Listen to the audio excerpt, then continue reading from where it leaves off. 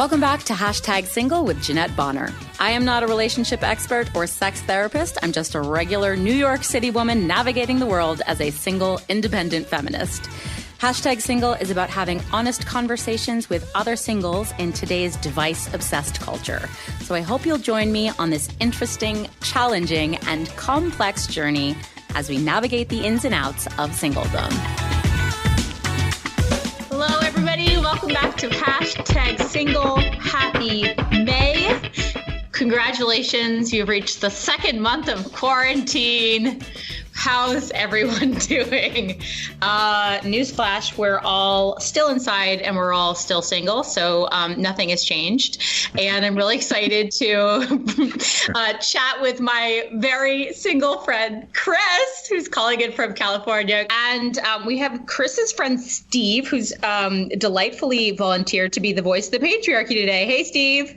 Hi, glad to be here. So they're both calling in from California, which is so one thing that's been kind of nice about being forced to do virtual podcasting is that I get to have guests on that I've been trying to have. Chris, I've been trying to have you on the podcast for since I first started, I feel like. Yeah. We talked about it for a couple of years. Yeah. But we were trying to align it with you visiting New York City. So, right. And then in October when I was going to come out, I got sick and that didn't happen. So, and who knows when you're coming and then we back. Did. And then this, yeah. So, dear God. But how are you doing? It's good to hear your voice. Thank you. I'm doing great. Great. Even Thank goodness we have good weather because when we had bad weather at the beginning of this, it just really was a bummer. Made everybody depressed, I think, more than they needed to be. Yeah, well, Steve and I were chatting at the beginning of this call when we were waiting for you to join. And I was saying, I was like, has it been harder having nice weather? Because, here in New York, we've had such crappy weather. It was almost like an excuse to stay inside. But he reminded me that you guys have things like, backyards that you can go play in. Like you can go outside. I don't know how you do it if you just got a little apartment. Yeah, well, I'm looking out my window right now and it's really a lovely day. I'm sure I'll go experience it at some point. But enough about that. Let's gossip. Let's get in there. You and I have we've touched on being single here and there, but I don't think we've had a really long, lengthy conversation about your experiences. So I'm really excited to ask you a million things. Okay, so first off, you listen to the podcast, so you know how we start. I ask you where you are at in your single journey. Give it to me. Oh, my goodness. Well, I'm 63, and I've been divorced for about, I was trying to figure it out. I left my husband in 2009 and officially divorced in 2011. So I guess it's been about 10 years. Okay. And went and started doing the online dating thing, and it's been weird. What? I can't imagine why. I know. Why do you use that word? Of all of the adjectives I could think of, why do you say it's been weird? Oh my goodness. Because I guess I like to think of myself as a trusting person, and that when I'm online, although I've learned over the years now, I'm very hardened to the whole thing. I'd go into it thinking, well, people are genuine and real and honest and open, just like I am. Mm. And then I would find out that that's not the case. And I've met online and met in person my share of very unusual people. You're so polite. You can, I just want to trash talk with you. Tell me, when you say unusual, what does that mean for you, Chris? Okay. Can I give you an example? Please. So many of them. Give me all of the examples. Okay. This is early on. This was probably, I was still working. So this was probably 7-8 years ago. And, was on a dating site and met a guy, and he said, and through the conversation online, he was somewhat local. He lived in the Valley. And so we arranged to meet at a restaurant in Simi Valley called the Elephant Bar around 3, 4 o'clock in the afternoon, because that was kind of my rule, to always meet public somewhere, daytime preferably. Oh, yeah, that's smart. And the picture he had online was him like at a resort, standing under a large rock waterfall in a Speedo. And his face was not really visible. So I didn't really get a look at that, right? Okay. But he seemed nice. Okay, this is like years ago when I was more naive than I am now.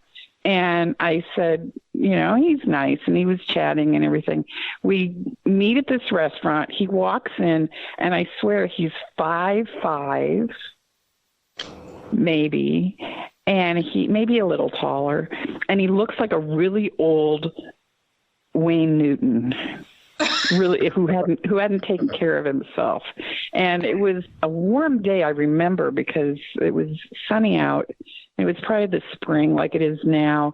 And he was wearing polyester pants and a nylon. I mean, he looked like he'd come out of the 70s. It was very weird. But the weird part was there were two things that happened. He sits down and we order a drink, and we're talking and trying to be, make small talk and stuff. And out of his pocket, he pulls out the picture that was online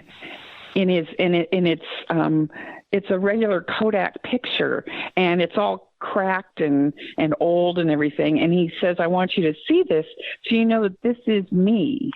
This is a real picture. But and I'm like, okay, fine. Ago.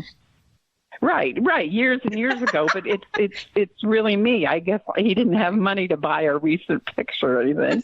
But then the weirder thing, and remember, we're at Steve knows where the Elephant Bar used to be. It's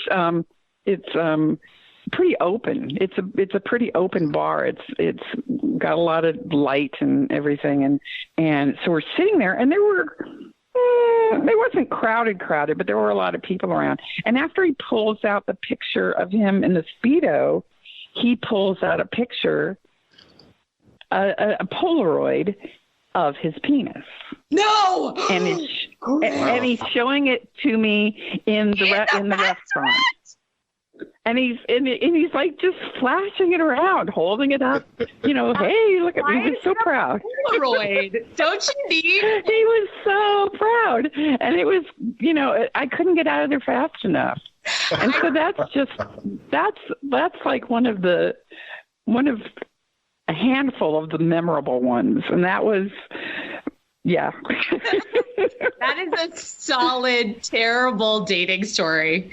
I just can't imagine what kind of human being. I mean, I hate guys that take dick pics in the first place. It's a little easier with your phone because you could do it with your thumb, but operating a Polaroid where you don't have a viewfinder, and then you kind of have to use two hands to hold the thing. Yeah.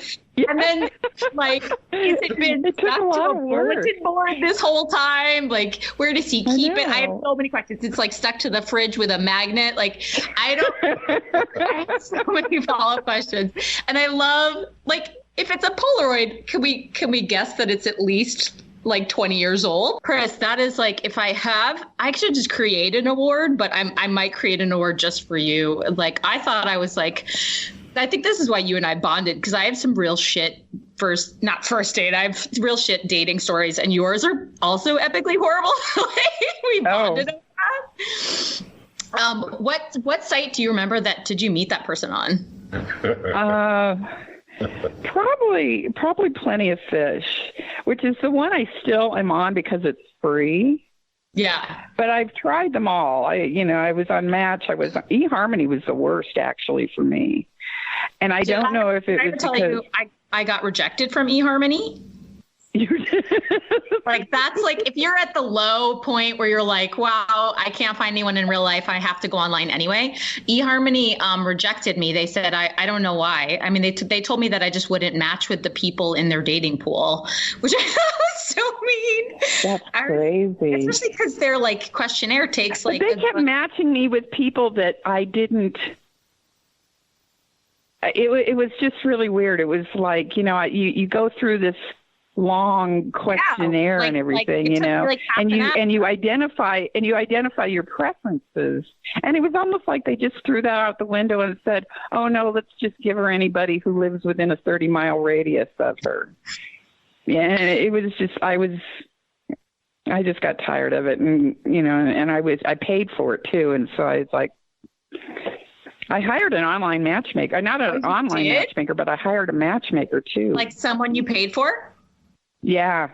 I did that like early on. For how long? That one didn't go well either, and that was probably 6-8 months. And they made all these promises, that they'd get you. Remember the TV show Millionaire Matchmaker? Yes. Do you remember that one? That's about the same time when that was on. And so people were looking at, actually getting off the online stuff. Right. And actually trying to meet people through the help of a real person intermediary. But it was worse. I would say that was worse. And why was it worse? They didn't match me with anybody. I think one. Oh, you didn't go on any dates? I think I went on one coffee date, and that was it. I tried to matchmake. I don't pay if I can help it. I don't pay anymore. No, that's to pay and not get any dates. That's really frustrating. Yeah. I did a lot of matchmakers, because they're so expensive and so premium, like there's that one that you get ads for on Facebook all the time, Talkify. It costs $500 a month, by the way. Yeah. So it's very exclusive about what kind of people are going to be using it in the first place, like i.e. very wealthy people. So, but what they want is a huge database of people. I mean, just to sort of like profile, I'm assuming that wealthy men are using this service to have access to a lot of women that they would not meet in real life. So the matchmakers want to have a database of women. So you can join their database for free. So that's what I did when I was 30. That was like when I was first started dating, and I went out, they matched me with someone who was 25 years older than me.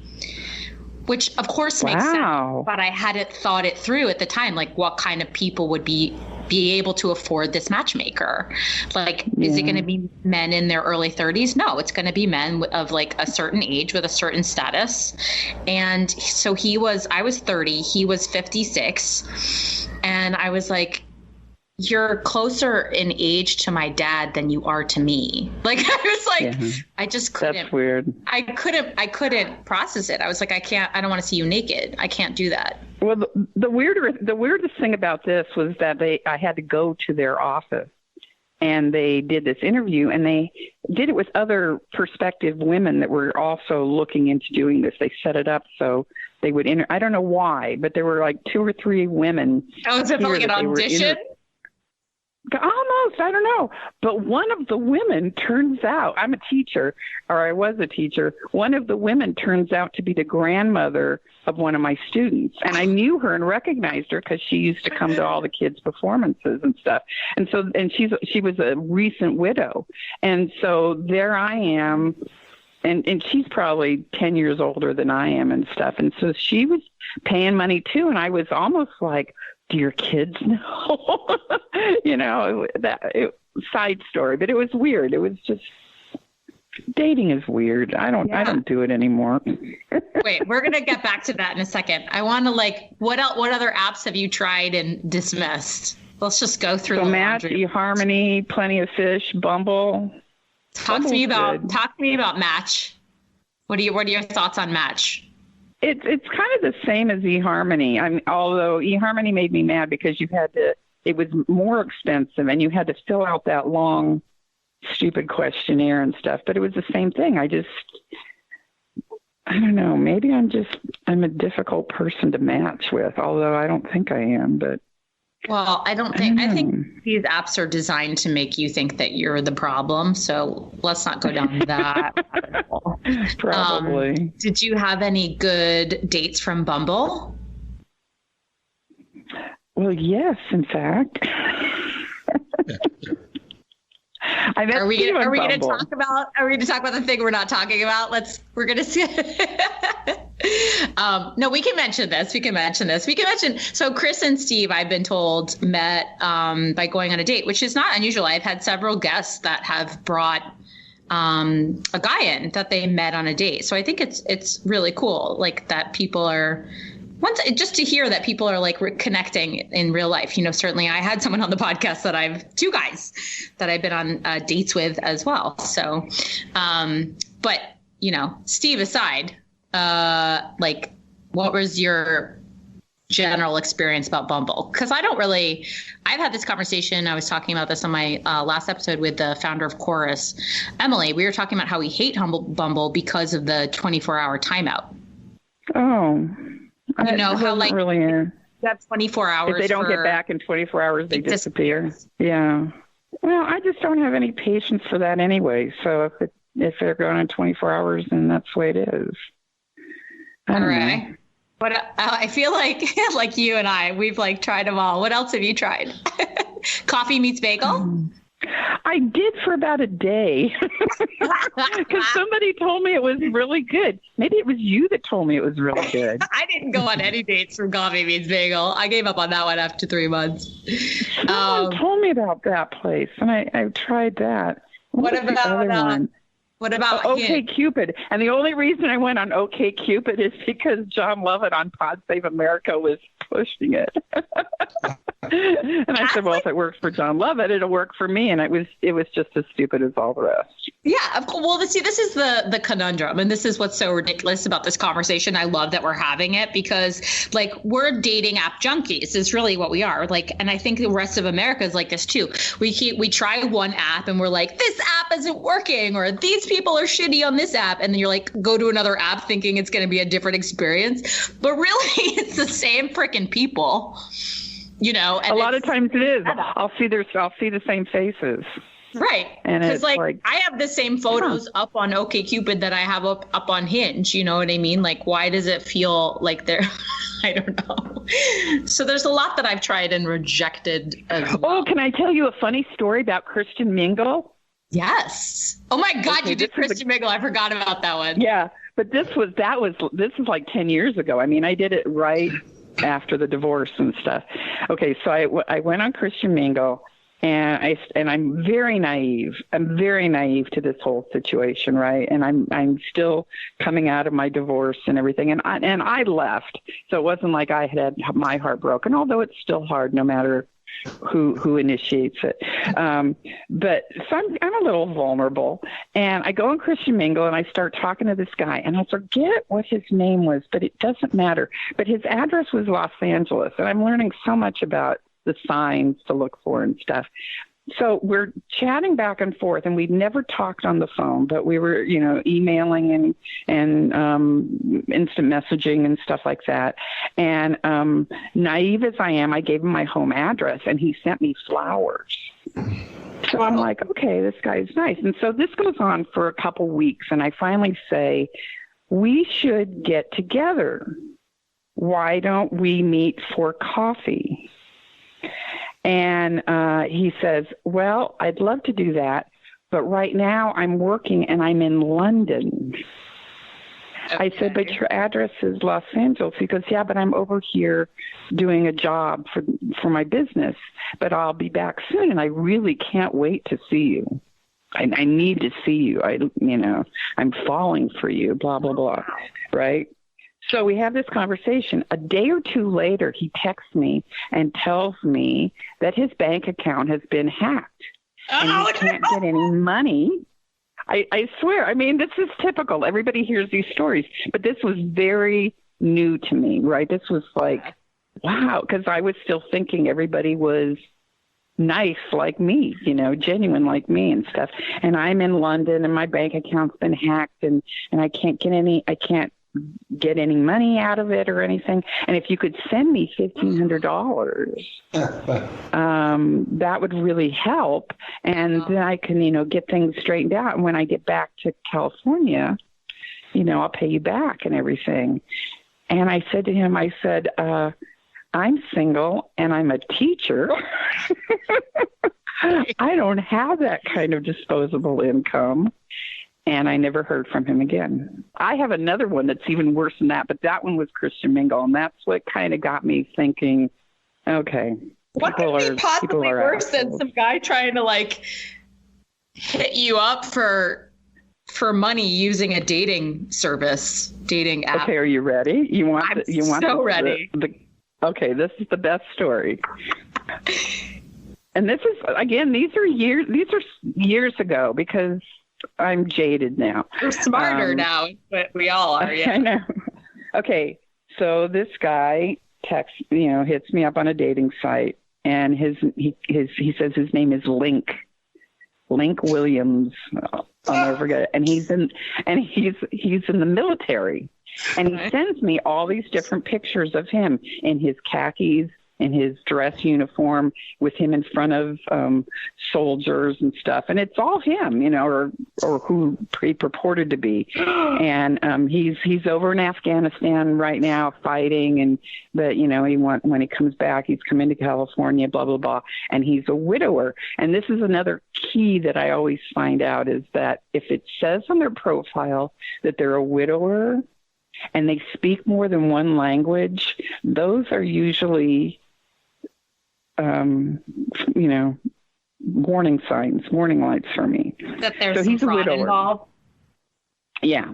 So he's a widower. And I think they do. I think they put up the widower because then there's no encumbrances. They don't have any, they don't have to explain the divorced wife or whatever. He's a widow. She's not around. She's not even alive. So in the conversation, he tells me that he has a teenage son.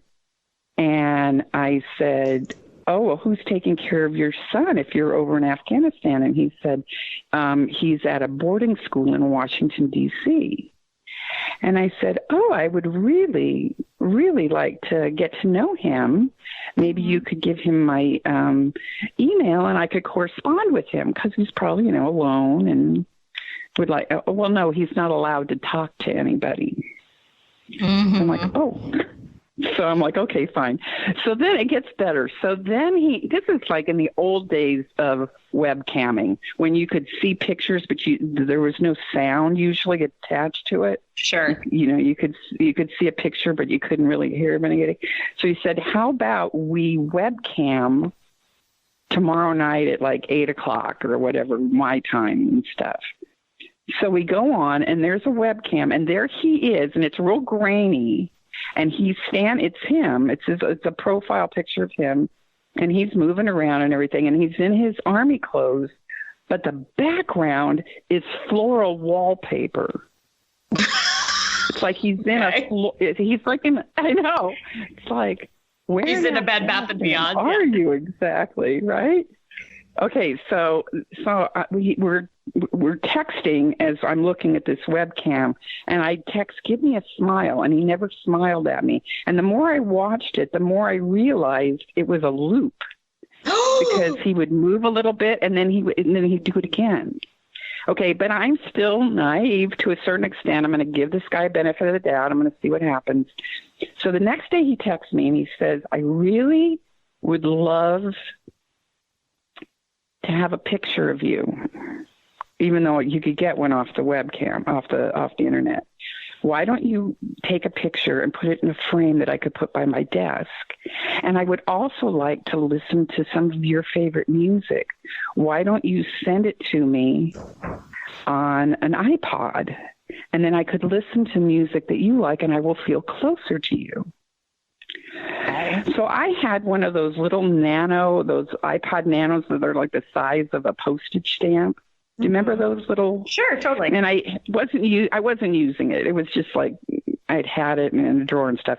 So I put a bunch of songs on it, and I had an old picture. I put it in a little frame, and I put it in a box that wasn't more than maybe 4x6 box. It was a real small box.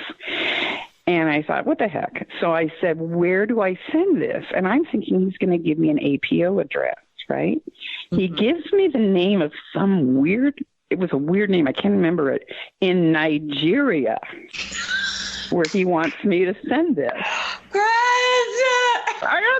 I win all the prizes for my dating life. So I'm like, why am I sending it there? Why don't I just send it, through APO, through the military mail? He says, well, we've just had a lot of problems with security. And if you send it to this guy, I really trust him. He will send it to me. He's a Nigerian prince. He's going to need $1,500. Pretty much. So I'm like, okay, let's see how this goes. So I put it in this little box. I get the address, and I go down to my Mail It Quick place, and the only service that will send it to this address is DHL, and they wanted $400 to mail it. Jesus Christ. No. I'm like, nah, it's not worth it. No. I don't even know this guy, right? So I come back and I go, I'm not mailing that to you. It's going to cost me $400. Silence. He says, just send me the $400. Yeah. Never heard from him again. Shocking. That's, oh my God. So in one sense, I'm lucky I was never really duped. I was close, but I was smart enough to know that this was weird stuff. But it was also fascinating to see how this catfishing stuff is played out, Yeah, people just taking advantage of a situation where they can easily meet vulnerable women and strangers and people who are genuinely open-hearted and trusting. It just it makes me nauseous. It makes me want to vomit, like the way that people take advantage of women on the internet. Ugh. And it's obviously working because they still try it. Some women are giving them their money. Somebody's doing it. I hope not. I mean, but as you said, like this was several years ago. And I think that a lot of these apps have become a lot smarter in the ways like trying to help and protect women, the way that you can report people and you can block them and they always check in with you. Like, it's everyone's realized like that there has to be parameters in place to weed out the creepers, and make sure that like women are okay, which I really appreciate. So this is my first time. This is amazing that I'm saying this out loud, but a lot of the women that I have had chats with on #single have been about my age and have just not been in a committed relationship, or I shouldn't say that. They've been in committed relationships, but haven't gotten married, for example. And you are actually my first single guest who has been married and has been divorced. So I just wanted to hear from you how you felt being a divorced woman in the dating scene has been, like the challenges that have come up for you around that, if at all, and about the transition from going from, dating in a different era to coming into this digital age after a long time. Yeah, the only thing I can say is that the men in my demographic are also usually divorced. If you're my age, the likelihood that you've been married before and had children, and in some cases grandchildren, so you bring all that baggage to a relationship and you just kind of say, well, that's what it is. I mean, obviously you were really willing and open to sort of dive into the online dating pool after your divorce. But have you found that your friends or your peers, other women that have been divorced, are more reluctant to kind of transition into online dating? There's several camps of women. There are women who meet somebody through a mutual friend or something, and that turns into a nice relationship. There are women that I know that have met people online and get into a relationship. There are women that are like me, that really haven't met anybody but are still out there, seeing what's out there. And then there are women, I have a friend, I can see her face, who will never do dating online. And she's real happy she's not interested really in meeting anybody since her divorce, but she had an ugly divorce anyway. So maybe that's probably why she's not. Do you think it's that into it? Do you think it's fear-based? It's just like it's so new and it's so weird, and certainly there are horror stories affiliated with it. Probably. I post my funny emails that I get from some of these guys on Facebook, you know, for the humor of it and stuff. And one time she said, "Now you see why I would never do this, because I don't want to go through that. I don't want to have these weirdos sending me these emails and stuff." And I mean, you have to have a thick skin around it. Like you have to know your value. You have to be able to suss out who's in it for the right reasons. And if you can't like let that roll off your back and kind of keep moving on, I think it's a very kind of toxic experience, really. Like if you're going to personally absorb all of those messages from fuckboys and Nigerian princes who are in it for the wrong reasons,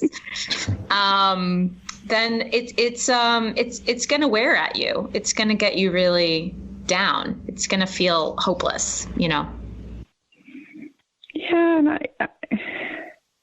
I haven't gotten to that point yet. I haven't gotten to the point where I'm hopeless, but I'll tell you this, my attitude is different. It's like right after I got a divorce, it was like, I don't want to be alone the rest of my life. I need to get into a relationship.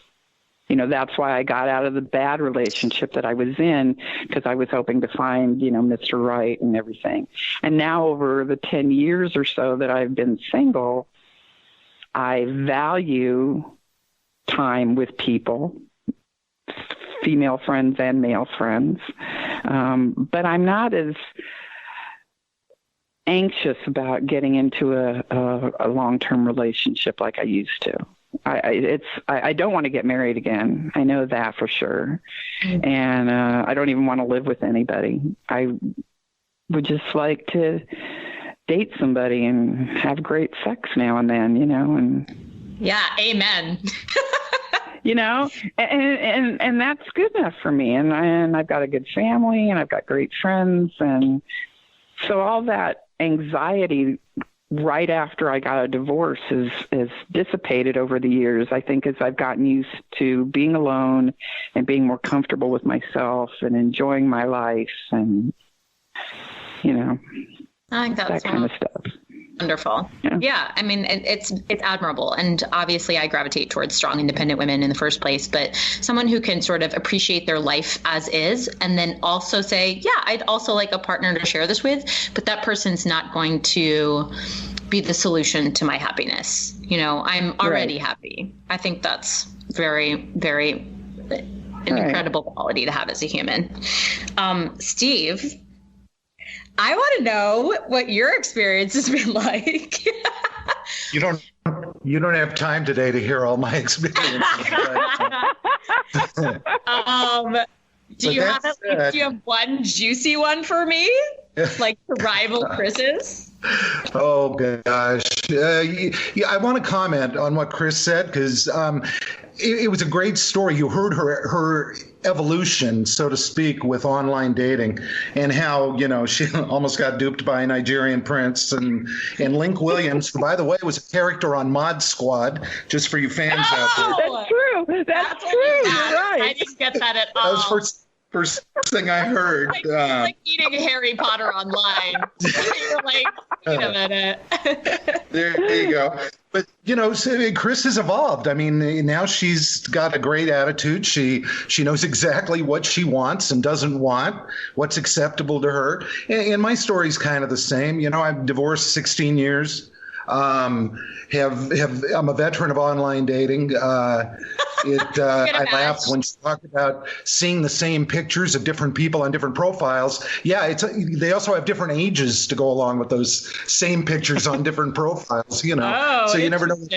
Yeah, like anything. I mean, the one thing, my takeaway is that you kind of get out of online dating what you're willing to put into it, and it's not the novel thing that it was when I was first divorced. So I'm not, you know, I'm like Chris. I mean, I'm not terribly eager to meet people, yet I know I have to, because let me tell you, I found out in the last 50 days I do not want to spend my time alone. I might have pre-planned a little better if I knew it was going to be this long in isolation, but you know.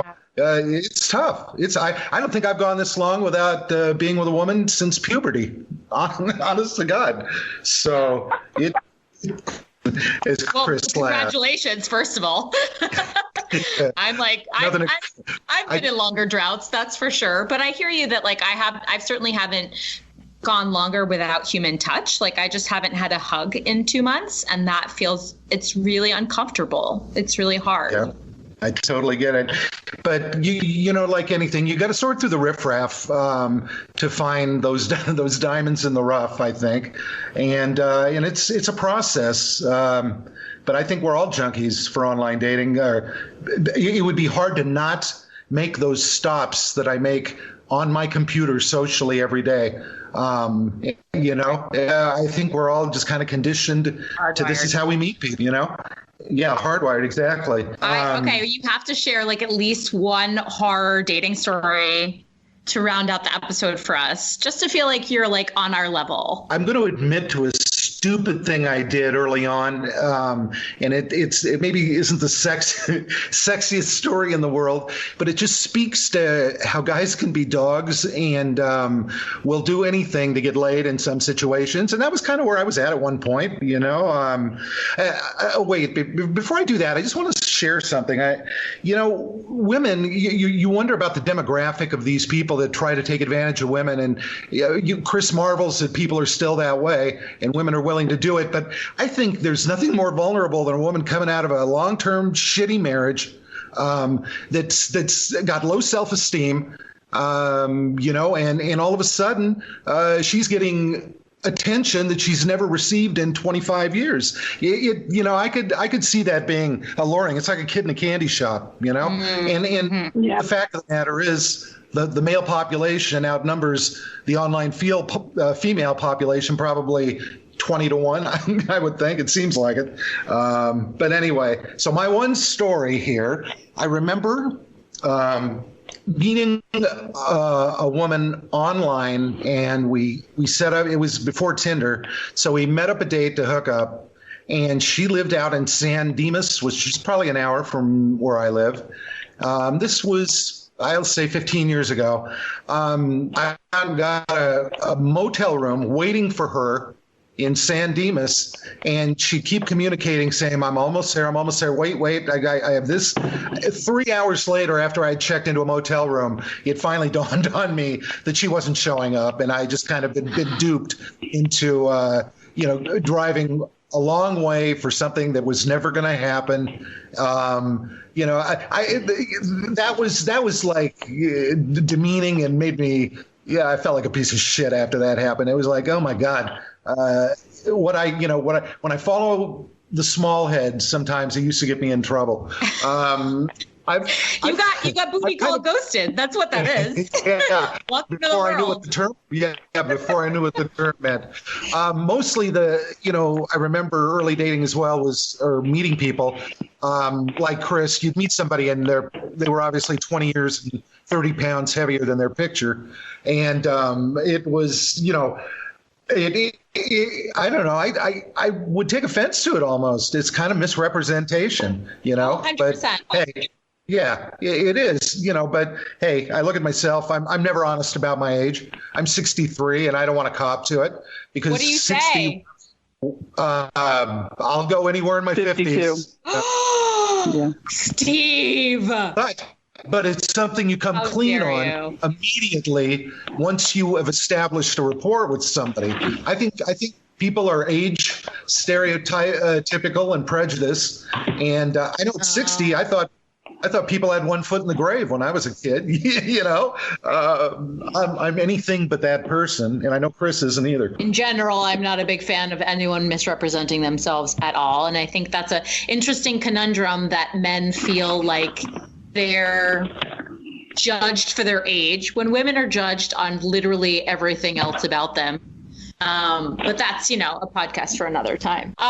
Listen, thank you guys so much for being on #single with me, especially while we're apart. This has been, I know we can't really see each other, but it's been really cool to connect with people for me, and hopefully that this podcast is bringing to other people. And just remind people that it sucks for all of us, no matter your age. And I love sort of the message that you're giving off, Chris, which is just sort of hang on to who you are at your inner core, and don't lose that. And we can get through this misery of online dating together, if you will. It's not easy, but it's not impossible. Yeah, I hear you. No. Well, thank you guys so much. Have a wonderful isolation weekend, quarantine weekend. That's it for this episode of #Single, you guys. We will catch you next time.